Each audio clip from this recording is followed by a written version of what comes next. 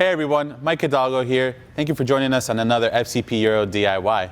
Today we're going to be working on a 2015 Audi B8 A4 S-Line.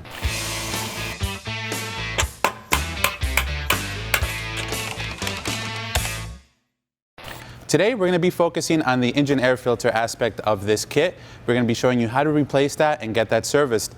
Typically you want to change that air filter every 15 to 30,000 miles. It is all going to depend on how you drive and where you drive. So before we get started on this engine air filter, let's take a look at the tools we're going to need for this job. Today we're using a 1/4 inch ratchet with a long extension, a 7mm socket, and a T30. You can sub the 7mm socket for a flathead screwdriver. Now we have the tools covered for this job, let's get started on this DIY. To start this air filter replacement, you want to start by removing the connector to your mass airflow sensor. It's pretty straightforward. You have this little gray tab.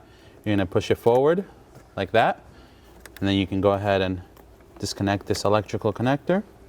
Sometimes it helps to push it towards the plug if it hasn't been off in a long time, like this one, ever. There you go. Set that off to the side.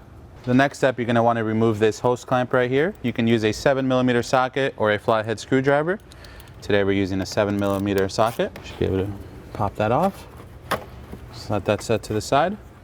Then you have a couple T30s around the lid of the air filter that you're going to want to remove so we can take this lid off and get our old filter out. There's a total of 6 fasteners on this lid. The last one is underneath this intake boot, which we disconnected at the beginning. With all 6 of those fasteners undone, you can simply lift up this lid and set it off to the side. From there we can go ahead and pull out our old filter.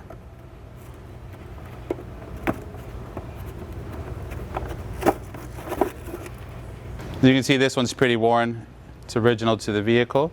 Before we install our new filter though, we're going to go ahead and clean out this air box, and you want to make sure nothing falls down your intake tube at the same time. With our air box all cleaned out, we can go ahead and install our new air filter. You want to make sure that the orange edges are seated properly into the housing. Beautiful. Now we can take our lid, place that back over top. Now we can work on putting back in our 6 T30 fasteners. With that situated, we can go ahead and put our intake boot back on. Make sure it's seated all the way flush with the lid.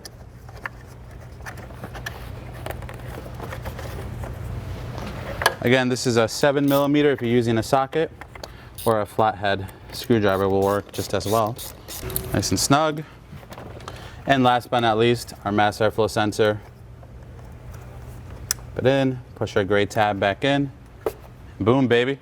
And there you have it, my good people, another DIY in the books. Again, you want to make sure you change that filter every 15 to 30,000 miles, depending on how you drive. If you like this video, please be sure to give it a thumbs up. If you have any questions or comments, leave those in the comment box below. And if you like this DIY and you want to see more like them, please consider subscribing. We make new ones all the time. As always, thank you for watching. We'll catch you on the next one.